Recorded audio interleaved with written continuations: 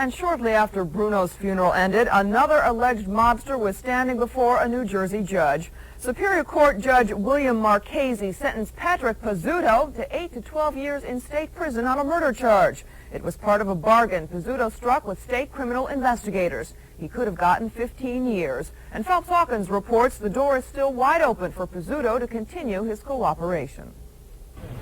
As Patrick Pizuto was brought to Passaic County Courthouse this morning under his constant heavy guard, it looked like a quick sentencing procedure. It wasn't. A first surprise was 2 newspaper cameras allowed in the courtroom, and they captured the defendant as he listened to Chief State Prosecutor Mickey Brown recite all that Pizuto has done in the state's 2-year investigation into La Cosa Nostra, wearing secret transmitting devices, leading fellow mobsters into conversations about past and future crimes, and his testimony at 2 previous trials. Judge William Marchese several times emphasized that Pizuto has not fulfilled his bargain with the state until he testifies in the great mob trial going on in Freehold. But the judge recognized the work already completed and the danger Pizuto has accepted. Thus, 8 to 12 years instead of the predetermined maximum of 15 years on a charge of second-degree murder. There was little doubt as to Pizuto's reaction to the sentence.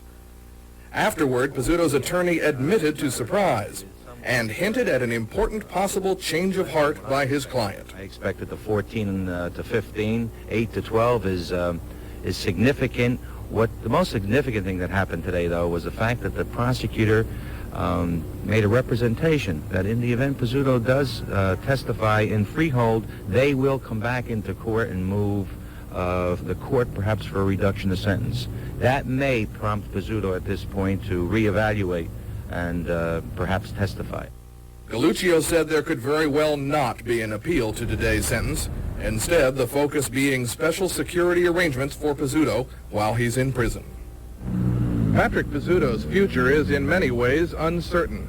Even his lawyer, during the plea for a reduced sentence based on the monumental scope of Pizuto's cooperation with the state, admitted that his client has broken the code of silence demanded by La Cosa Nostra. And by doing that, Adolph Galluccio said, he has made himself a marked man. At Passaic County Courthouse in Patterson, I'm Phelps Hawkins.